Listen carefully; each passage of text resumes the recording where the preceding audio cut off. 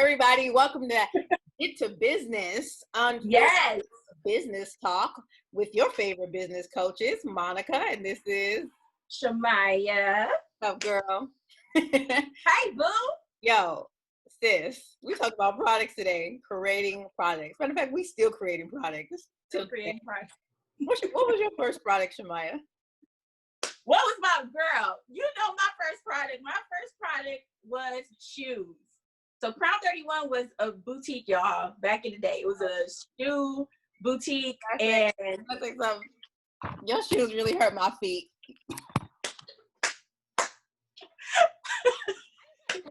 Look, listen, but she's not the only person to say that. And that goes to show that I did not do the proper research. So creating a product, that was the first thing that I learned was that I did not have a product that suited my audience lifestyle, their needs. And, you know, if your feet are hurting, it's because the shoes aren't comfortable.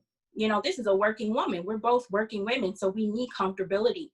And, you know, I would get women that say, oh, I love your shoes, but they're too high. And, you know, they're moms. They have like 3 to 4 kids. So I had to go back to the drawing board and figure out like, okay, you know what? This isn't working. And I actually need to go and do the research and see what it is that women are buying when it comes to shoes, you know?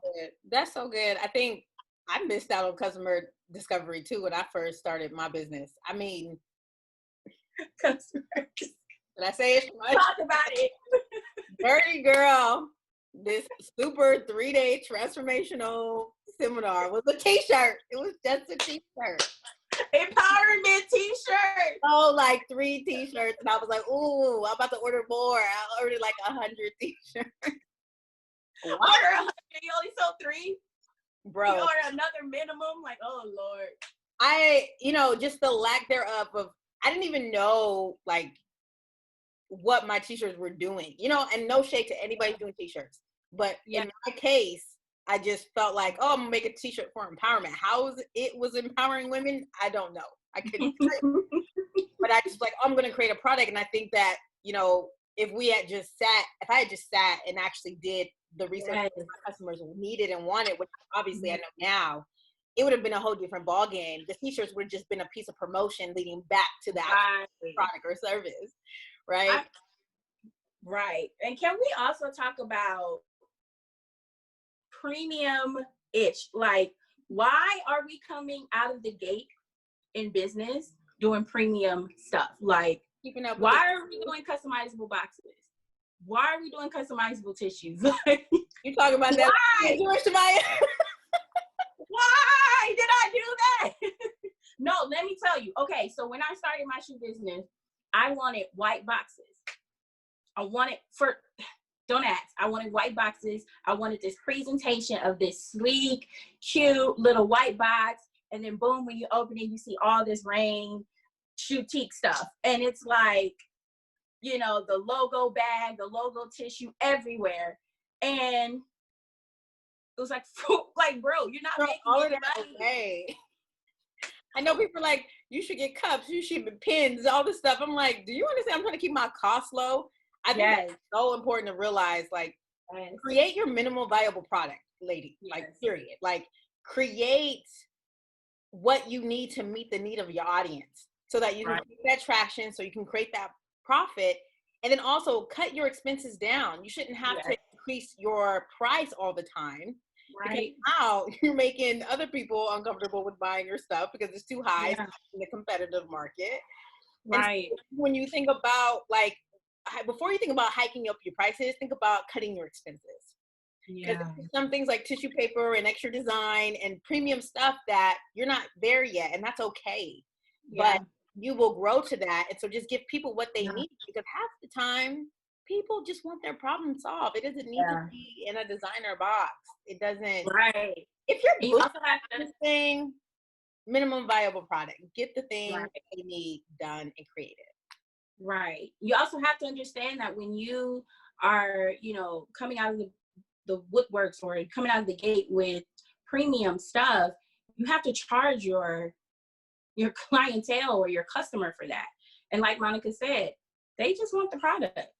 So for shipping, use the USPS stuff, the stuff that's free. Use your free resources and cut your expenses so you can come out with the maximum profit.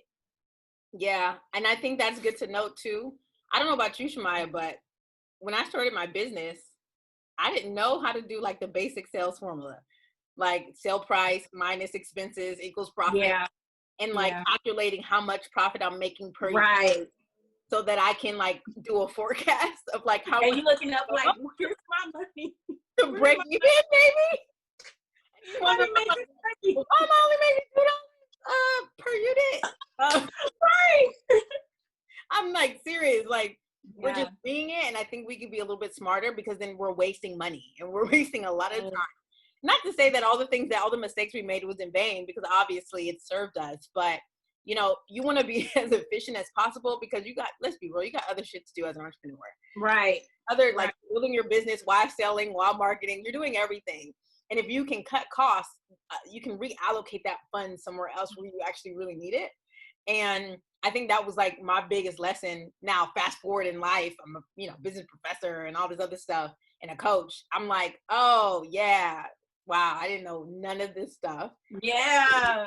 That's where people are starting. They don't know nothing. So I think, when we like all sum this thing up, when creating products, minimum viable product, meet the need of your audience, and actually you're gonna have to talk to humans to do that. Right. And the second thing, Shemaiah, is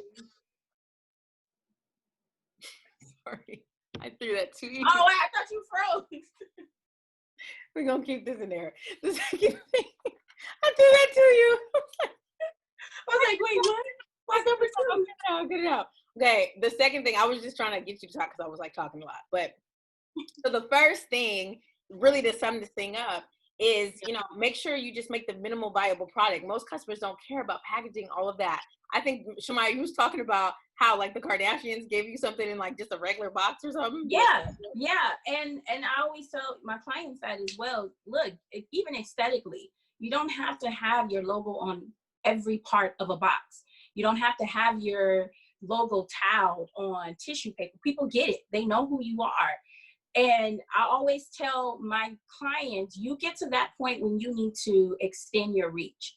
For the people who don't know you and the people that, once you're growing and you're, gaining that traction, that's when you can, and especially when you're making the profit to do so, that's when you can kind of go into the, put in a little thank you notes or, the aesthetics that go to your brand and whatnot. But a lot of big corporations, you look at Amazon, you look at small business owners who are millionaires like Nicole Linnell, Kim Kardashian. You look at these products that they send you, it's in plain Jane packaging, okay? Your expense is low. So they understand. Right. They understand, like, look, I get I'm Kim Kardashian, but at the end of the day, I'm trying to make the most profit. And she sends you like a cute little bag to, with all your makeup in it, but the box itself is plain Jane. A lot of these small businesses that are, multi-millionaires, they use the free post office shipping tools. Yeah. Don't try to keep up, y'all.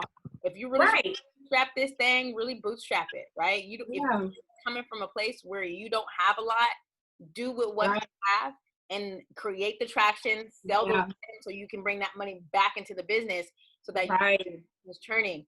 And I think that's what stops people from starting is like all this stuff they think they have to do. Right. Because they want to keep up and they don't want to look messy. Make your journey messy. That's one of the mistakes I wish somebody had, You see this pimple on my face right now? You see this pimple? I was going to record this regardless, okay? Well, nobody looking at your pimple, okay? I can't. You got on talking about some, Shemaiah, do you see my pimple? I was like, where? No. I'm just like, I can't even take it. It's been messy. Okay, I'm done. Anyway, y'all, if you got what you need, drop in the comments for real.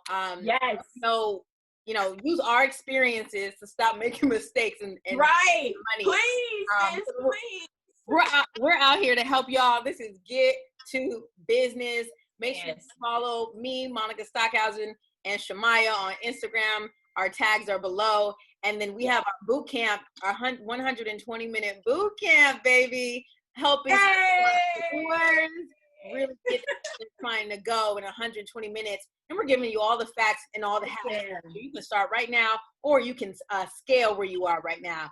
So we did it. We did our first one. Y'all come on. We'll see y'all later and on the next series. Bye. Yes. Bye.